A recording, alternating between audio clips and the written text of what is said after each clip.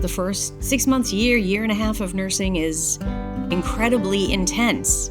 I remember being so busy and afraid I would make a mistake because I was constantly in my brain going through the textbook of what potentially could happen, medications, orders, looking at the clinical picture. It took me a long time to be able to meld the clinical picture that I was trying to keep in my brain with the humanity of being there caring for someone. You are very aware when you're a nurse of the specialness of every relationship that you have. And here you're going from intense situation to intense situation, and you have to stop and reset yourself emotionally. Sometimes you left a room that was very dramatic, and someone could be given news that they don't have much time left.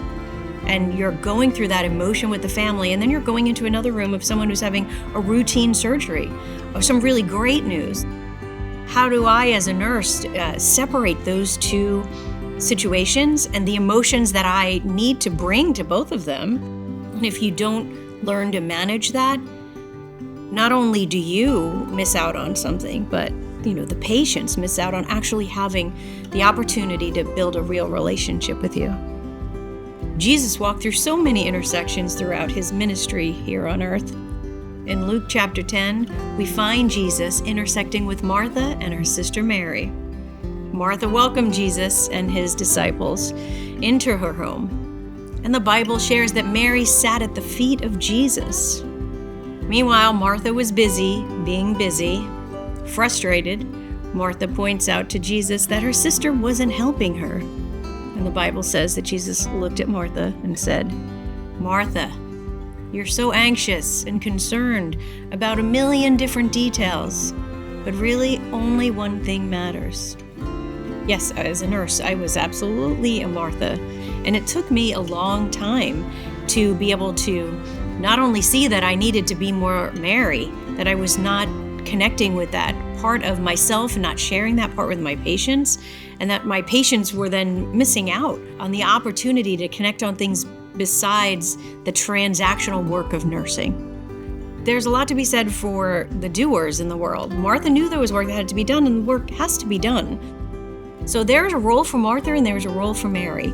And discerning when that right moment is difficult, but necessary. What moments are there that we don't realize we're walking into, especially when it was perhaps right at the end of a shift and someone is coming in and the natural tendency is let's go in, get what we need to get done. And that's when I would think to myself, oh my goodness, is this 60 minutes actually going to make a difference? Is this where we're going to have some kind of conversation, communication, or they're going to see something in what we do that is life-changing for them? And I just always felt that way, that's why God put me there. And that there was so much opportunity to have a life-changing experience for me or them. Being a nurse has taught me so much about slowing down, listening, and seeing the humanity of those in my care. It taught me the power of being attuned to the sacred intersections all around me. The sacred intersections that lead to moments of wholeness.